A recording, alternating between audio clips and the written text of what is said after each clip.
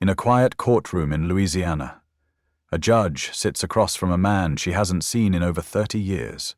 A man who, once upon a time, held her hand beneath the summer stars and dreamed of a better world. This isn't just the story of a trial. It's the story of silence, memory, and what it means to choose justice when the law falls short. This is the trial of Malik Thompson. Let's dive into this story. But before we begin, leave me a comment telling me where you're watching from, and if you enjoy stories like this, don't forget to follow for more. The courtroom, bathed in early morning light, buzzed with a familiar tension, a strange blend of silence and motion. Files whispered beneath the hands of lawyers preparing their arguments. Heels clicked steadily against the polished wood floor, and now and then the sharp thud of a gavel echoed from a nearby courtroom. Sunlight filtered through the tall glass panes, casting a pale golden sheen across the worn wooden benches, where spectators whispered in tones so hushed they felt more like wind than words. At the bench sat Judge Celia Monroe, her posture poised, her expression a portrait of calm professionalism. So composed, it almost seemed cold. She was no stranger to this feeling. Another morning, another case, just like the hundreds before it. But today would change everything, and she had no idea. A commanding voice rang out across the courtroom. State of Louisiana versus defendant Malik Thompson. Celia leaned slightly forward, her hand resting on the smooth oak surface before her. Her eyes scanned the indictment. Assault, robbery, resisting arrest. A familiar wave of disappointment rose in her chest. Another life lost to the grind of the justice system. But then the defendant stepped through the door, and her world stopped. The man in shackles, wrists and ankles bound, stood silently before her, and he wasn't a stranger. He was Malik. Her childhood friend. The boy she used to race down the dusty red roads of Shreveport, Louisiana. The boy who made her laugh until her sides hurt beneath the old oak trees. The boy who swore one summer night under a sky full of stars that they'd always protect each other, no matter what. And now, he stood before her, weathered and weary, his shoulders heavy with time, his face marked by years she hadn't witnessed. But his eyes, those eyes, still held that same depth, that same pain, that same familiarity. It struck her like a thunderclap. Celia's fingers trembled slightly as they brushed the gavel. For the first time in her career, she hesitated. The courtroom felt smaller, as though the walls were closing in, pressing against the doubt swelling in her chest. Malik lifted his head, their eyes met, and for the briefest moment recognition flickered, then vanished, like he refused to let himself go back. Silence filled the room. Every person waited. Celia forced herself to speak. Malik Thompson, you stand accused of assault and robbery. How do you plead? His voice was rough, worn down by years of struggle and judgment. Not guilty, Your Honor. And in that instant, Celia Monroe understood. This was no ordinary trial. This wasn't just about evidence or verdicts. It was about the past colliding with the present. It was about justice and the cost of remembering. Judge Celia Monroe sat still on the bench, but her mind had already drifted. Far from the courtroom, far from the present. It wandered back to the burning summers of Shreveport, Louisiana, back to a time when she and Malik Thompson had grown up on opposite ends of the same town, worlds apart, though separated by only a few blocks. Celia had lived in a modest single-story white house, a freshly painted picket fence wrapped around a neatly trimmed yard. Her family belonged to the acceptable side of town. Malik's home, on the other hand, stood at the dusty end of a dirt road. A sagging wooden house surrounded by wild, uncut fields. They weren't supposed to belong to the same story, and yet, somehow, they found each other. She remembered it vividly, the first time they met. She was 9 years old, chasing a butterfly into the woods behind her house when she got lost. Malik was fishing by the creek when he spotted the curly-haired girl, red-faced and tangled in the brush. Without a word, he pulled her gently from the roots and dabbed the scrape on her knee with an old, frayed handkerchief. "You shouldn't be out here alone," he said, his voice calm, mature beyond his years. "What about you?" she asked. "I live out here," he replied, and smiled. A smile so honest it made her small heart flutter for the very first time. From that day on, a strange and beautiful friendship bloomed. They fished together, played hide-and-seek, and dreamed of a world where skin color didn't build walls between people. On warm summer nights, they'd lie beneath the old oak tree behind Celia's house, watching the stars and whispering about the future. "Celia," Malik had once said, his voice low, "have you ever thought about leaving this place, going somewhere, where people don't look at us like monsters just for sitting next to each other?" She had laughed then, trying to bury the sting in her chest. But Malik didn't laugh. He always saw the cracks in the world more clearly than she did. Their friendship endured whispers, sideways glances, and the cold disapproval of neighbors, until the day everything changed. One quiet afternoon, Celia's father came home and found the two of them sitting on the front steps, shoulder to shoulder, giggling without a care. He didn't yell. He only said one sentence, but his voice was like cold steel. "Celia, get inside, now." Celia had risen like a ghost, her steps hollow. Malik didn't stop her. He only looked up and said, barely above a whisper, "Go ahead, I'll be fine." They never saw each other again. Her father forbade it. Malik's family moved away in silence. Celia buried herself in books, in ambition, in the pursuit of justice. She became a lawyer, then a judge, convincing herself that the law was the only way to fight the unfairness she couldn't resist as a child. And now, after all these years, that past was no longer a distant memory. It stood before her in chains, not as a dream, but as a man waiting to be judged. Celia Monroe sat still, her face composed, but inside her heart was quietly breaking. In nearly 20 years on the bench, she had never felt the judge's robe so heavy on her shoulders. It no longer felt like a symbol of justice. It felt like armor, rigid and suffocating, forcing her to bury her heart beneath layers of cold logic. And there, standing before her, was Malik, the boy who once held her hand as they ran through the boy who had told her long ago that not everyone gets the chance to live as their true self. Now he stood shackled by the law, his wrists chained, ankles bound, drowning in a wrinkled prison jumpsuit that only made his frame look lonelier. The calluses on his face, the silent weight in his eyes, each mark told the story of a life not lived by choice, but shaped by survival. Celia wanted to scream, to ask him what had happened after that fateful day they were torn apart. Why he was here, accused of a violent crime. Was he truly guilty? Or was he just another name, another face, sentenced by a system that had grown far too comfortable criminalizing men who looked like him? But she couldn't ask. Not here. Not now.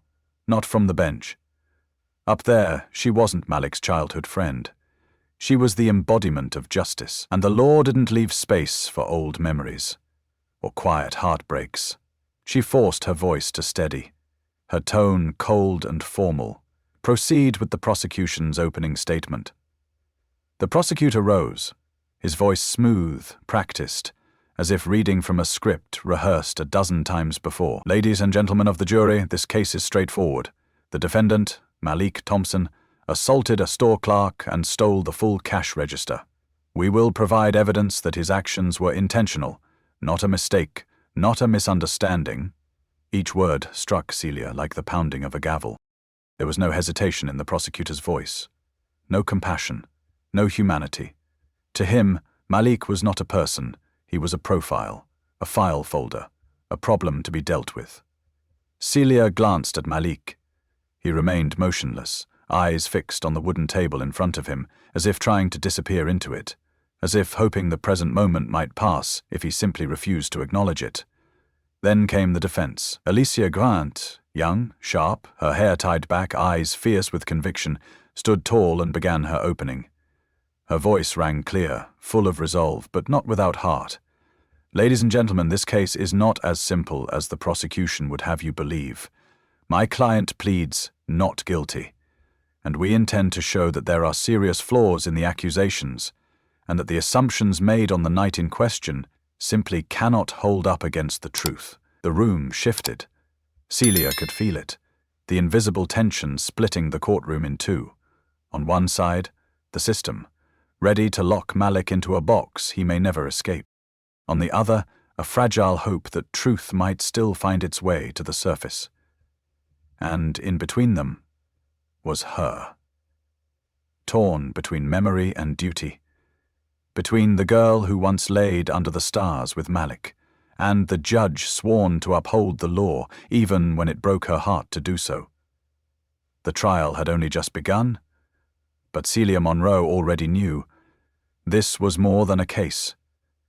This was the greatest test of her life. The first witness was called to the stand, a middle-aged man named Craig Ellison, an employee at the store where the incident had taken place.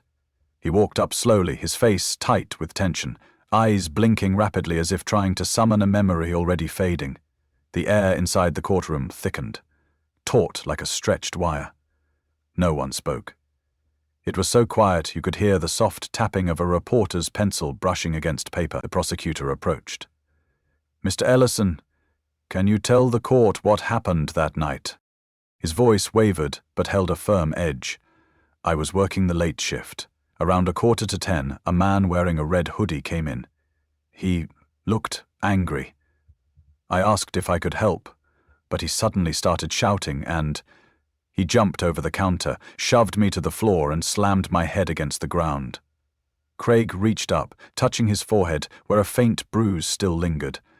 "I remember that red hoodie, and his eyes, furious, like he had a reason to hate me." A ripple of whispers spread through the gallery. Celia remained still, but inside a storm raged. Each word felt like a needle pressing against her skin, because nothing he said confirmed the one thing that truly mattered. Was Malik actually the man who attacked him? Now it was Alicia Grant's turn. She stepped forward, voice calm but firm, every word deliberate. "Mr. Ellison, did you see the man's face clearly?" "Not really. The lighting was dim and he had the hood up."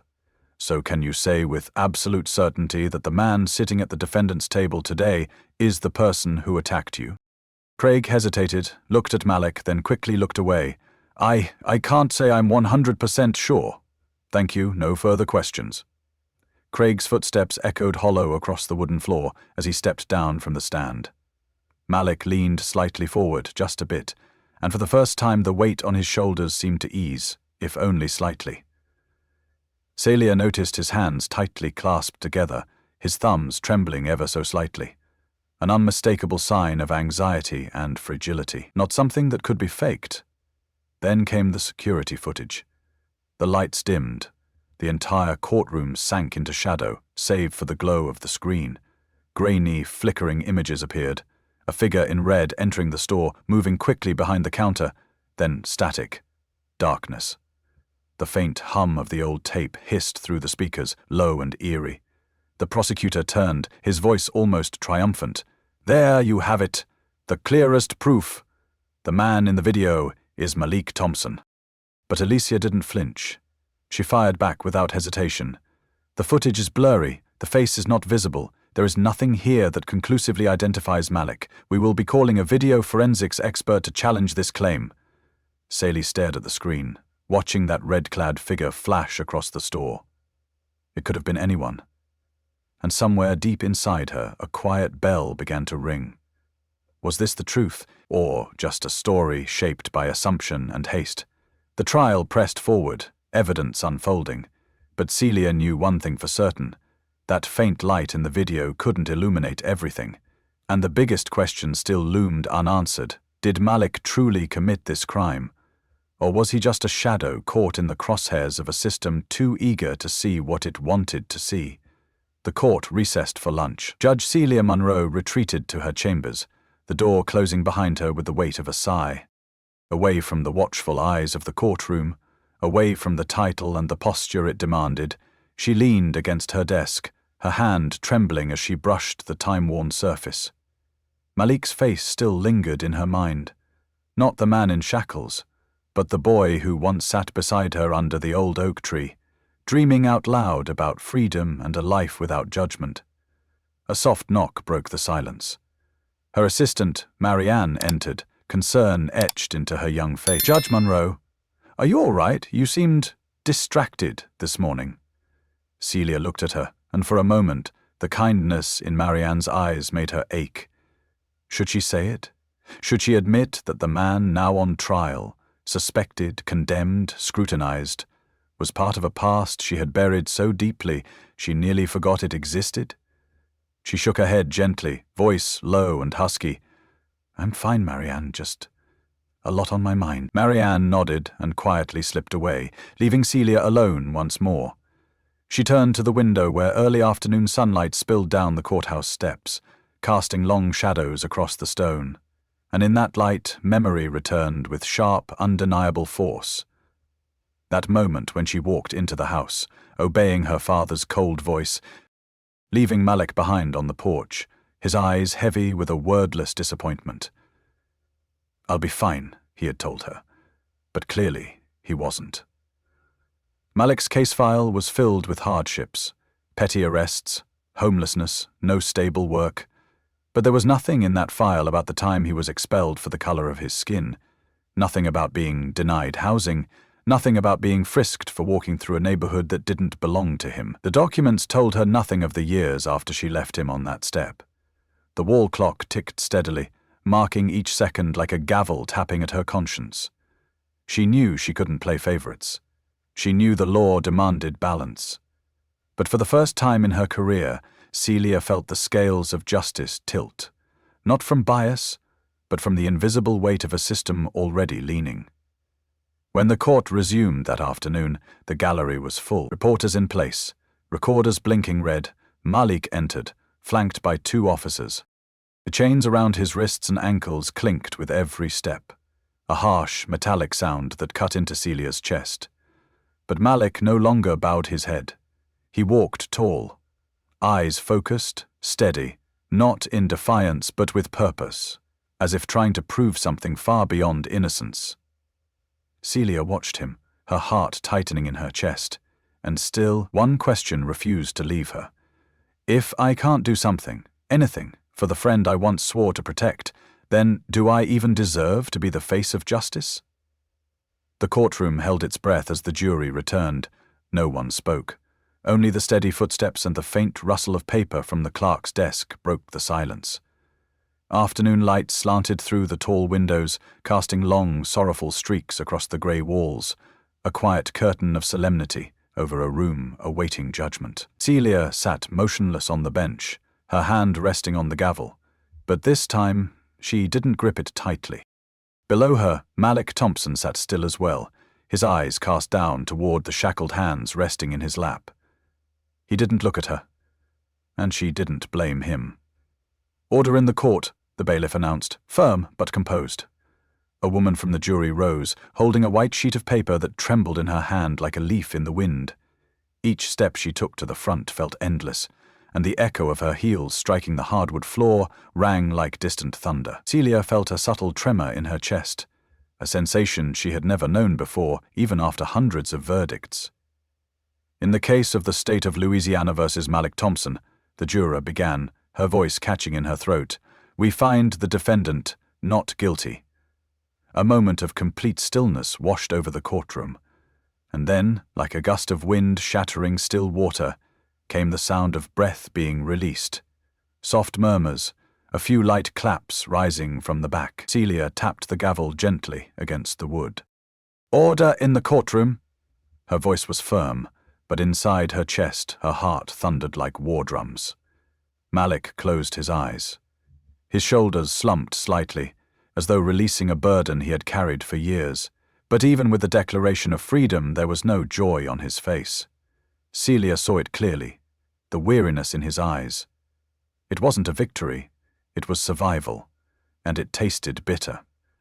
"Malik Thompson, you are free to go. This court is adjourned," Celia declared, her voice low, resolute, a final duty completed.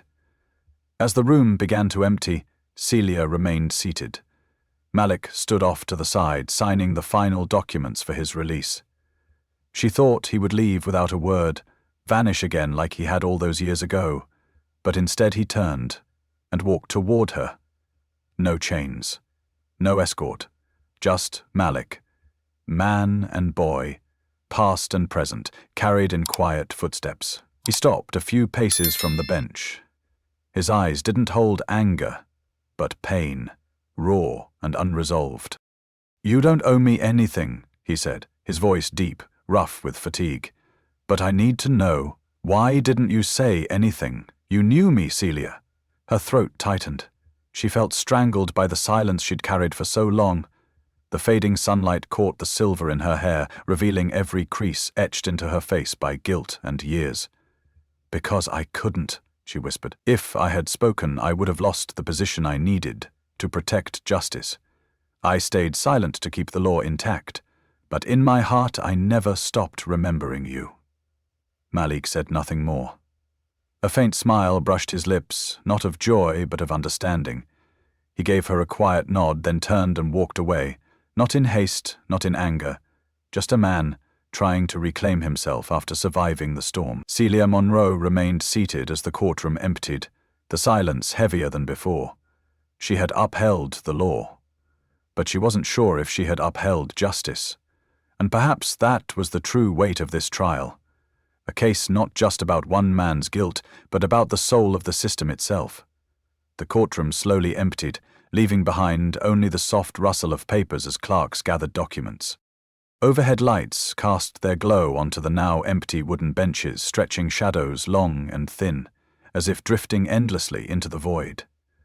Judge Celia Monroe remained seated on the bench, unmoving, her eyes fixed on the door through which Malik Thompson had just walked. That door was now closed, and with it a part of her past, and a part of herself, had slipped away. She lowered the gavel gently onto the desk, not to declare a ruling, but as a quiet farewell. No feeling of victory in her chest, no relief, only emptiness. A void so vast, she wasn't sure if law, logic, or loyalty to the system could ever fill it. As she stepped out of the courtroom, the glare of late afternoon sun struck her eyes, bright and piercing. On the courthouse steps, her shadow stretched long and narrow like a drawn curtain, grey, solemn, and alone. Across the street, a few townspeople lingered, murmuring about the verdict. Some were pleased, others doubtful. But all of them had moved on, and Celia stood there, alone, wrapped in the fading echo of what she had once believed justice to be. Throughout her career, she had believed that truth would lead to fairness, that evidence, testimony, and due process were the tools to bring clarity to right and wrong. But today, after seeing Malik, hearing his voice and feeling the cracks in her own heart, she understood something deeper. Justice does not live on paper. It lives in the way we treat one another, in the courage to hear the silenced, and in the humility to admit that sometimes even the system we trust most can be wrong. Celia paused at the final step. A breeze swept past her, carrying dust, sunlight, and the scent of memories. Memories of a time long ago, when she and Malik believed the world could be changed with nothing more than hope and a promise. "Did I keep my promise to you, Malik?" she thought, eyes blurring against the blaze of the setting sun. No answer came, only silence. But in that silence, Celia placed a hand over her heart, where it still beat, heavy but resolute. She could not change the past, but she could shape the future.